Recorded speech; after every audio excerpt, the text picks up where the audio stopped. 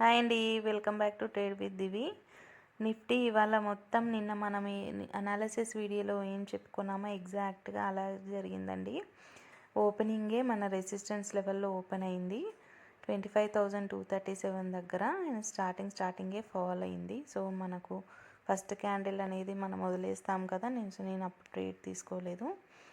ఒక 3 క్యాండిల్స్ అయ్యాక నాకు ట్రేడ్ అనేది కన్ఫర్మ్ అయిందండి. సో నేను ఎంట్రీ తీసుకున్నాను. బట్ ఇక్కడ నేను వీడియో కోసం అనే వేరే స్ట్రైక్ ప్రైస్లో వీడియో రికార్డ్ చేస్తున్నాను. నేను మొబైల్లో ట్రేడ్ చేశాను ఇవాళ. ఇక్కడ లాజిక్ వచ్చేసి మన రెసిస్టెంట్ని డౌన్ సైడ్ బ్రేక్ అయిందండి. బ్రేక్ డౌన్ అయ్యి మన సపోర్ట్ దగ్గరికి రావాలి కంపల్సరీ. బట్ ఇక్కడ మిడిల్లో ఒక పీక్ పాయింట్ ఉందండి 25,180. అక్కడే అందుకే కన్సాలిడేషన్ అనేది ఒక 4 క్యాండిల్స్ అలా జరిగింది. నేను ఇక్కడ టెలిగ్రామ్ ఛానల్లో కూడా అప్డేట్ చేశాను ఇవాళ. అది మనకి ట్రెండ్ కన్ఫర్మేషన్ అనేది జరగాలి, అప్పుడే మనం ఎంట్రీ అనేది ప్లాన్ చేసుకోవచ్చు అని. సో నేను ఆల్మోస్ట్ ఆ రేంజ్లోనే ఎంటర్ అయ్యాను. నాకు కొంచెం ట్రేడ్ కన్ఫర్మేషన్ అయింది. మనం ట్రేడ్ ఎలా కన్ఫర్మేషన్ చేయాలి అంటే ఒక 3 టైం ఫ్రేమ్స్లో చెక్ చేసుకోవాలండి. First one day time frame, మనకు ట్రెండ్ ఏ సైడ్ ఉంది అని చెప్పడానికి.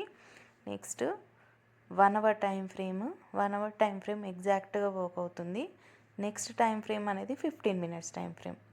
బట్ మనం ట్రేడ్ ఏ టైం ఫ్రేమ్లో యాక్టివేట్ చేయాలంటే 5 మినిట్స్ టైం ఫ్రేమ్లో యాక్టివేట్ చేసుకోవాలి. Activate in the sense entry అనేది తీసుకోవాలన్నమాట.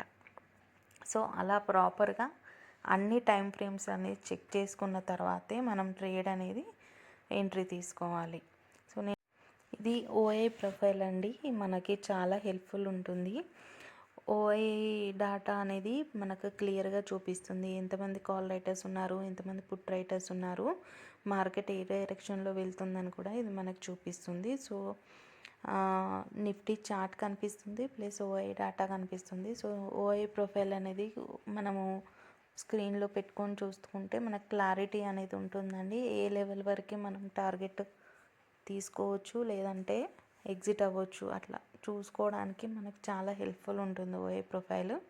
నేను 3 చూస్తాను: OI profile, premium chart, spot chart. 3 చూసి టార్గెట్ అనేది పెట్టుకుంటానండి.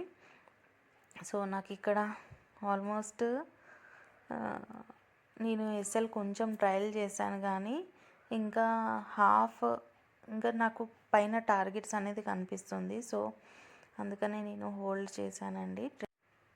సో ఇక్కడ నేను బ్లూ మార్క్ ఎందుకు పెట్టుకున్నానంటే మనకి సపోర్ట్ వచ్చేసి 25,080 కదా, 86 వరకు వచ్చి కొంతసేపు కన్సాలిడేషన్ జరిగిందండి. అందుకనే మరి ఎస్ఎల్ ఏమైనా హిట్ అవుతుందా లేదా అని టైట్ ఎస్ఎల్ పెట్టాను. బట్ లక్కీగా నా ఎస్ఎల్ ఏం హిట్ అవ్వలేదు. మన టార్గెట్ వచ్చేసి 25,035 కదా, అందుకోసమనే నేను వెయిట్ చేస్తున్నాను. టైట్ ఎస్ఎల్ పెట్టాను. ఇన్ కేస్ ఒకవేళ హిట్ అయితే హిట్ అవుతుంది, లేదంటే మన టార్గెట్ ఇస్తుందని. ఇలా టైట్ ఎస్ఎల్ పెట్టడమే బెటర్ అండి, ఎందుకంటే మనకి మార్కెట్లో మూవ్ అనేది మిస్ అవుతుందనే ఫోమో అనేది రాదు. FOMO in the sense fear of missing out. So కొన్నిసార్లు ఏమవుతుందంటే మనము లెవెల్స్లో బిలీవ్ చేస్తాం, కానీ సమ్టైమ్స్ మూవ్ వచ్చినప్పుడు మరియు వచ్చిన ప్రాఫిట్ మిస్ అవుతుందేమో అని చెప్పేసి తొందరగా క్విట్ అయిపోతాం, ఎగ్జిట్ అయిపోతాము. అలా కాకుండా ట్రైలింగ్ స్టాప్ లాస్ పెట్టుకుంటే మనకి మూమెంట్ ఎక్కడి వరకు ఉంటుందో అక్కడి వరకు క్యాచ్ చేయొచ్చు. ఇక్కడ ఎస్ఎల్ ఎలా పెట్టుకోవాలంటే క్యాండిల్ బిలో పెట్టుకోవాలండి. అలా అని చిన్న క్యాండిల్ వచ్చినప్పుడు కూడా చిన్న క్యాండిల్ కింద పెట్టుకోవద్దు. ఎక్కడైతే బేస్ ఫామ్ అయినట్టు కనిపిస్తుందో ఇక్కడ చూడండి 3 క్యాండిల్స్ ఫామ్ అయ్యాయి కదా, అలా బేస్ ఫామ్ అయినప్పుడు అక్కడ ట్రైలింగ్ స్టాప్ లాస్ అనేది పెట్టుకోవాలి. నెక్స్ట్ మనకి ఏదైనా రెసిస్టెంట్ లెవెల్, సపోర్ట్ లెవెల్ దగ్గరకు వచ్చింది అనిపిస్తే అప్పుడు టైట్ ఎస్ఎల్ పెట్టుకోవాలి. టైట్ ఎస్ఎల్ అంటే నెక్స్ట్ ఆ క్యాండిల్ బిలోనే పెట్టేసుకోవాలి, ఇక్కడ నేను పెట్టినట్టు. ఇక్కడ చూడండి ఎగ్జాక్ట్గా మన టార్గెట్ ఇచ్చింది ప్రీమియం చార్ట్లో అండ్ స్పాట్ చార్ట్లో. అందుకనే నేను trailing stop loss tight SL పెట్టుకున్నాను. అది ఆల్మోస్ట్ మళ్ళీ రివర్స్ బ్యాక్ అయ్యి హిట్ అయింది. సో ఇలా అండి, ఇది ప్రాపర్గా ట్రేడ్ అనేది ప్లాన్ చేసి మన లెవెల్స్ ప్రకారమే ఫాలో అవుతే ఎగ్జాక్ట్గా మనకి టార్గెట్ అనేది ఇస్తుందండి. Hope you like my video. Please like, share and subscribe and support my channel. Thank you.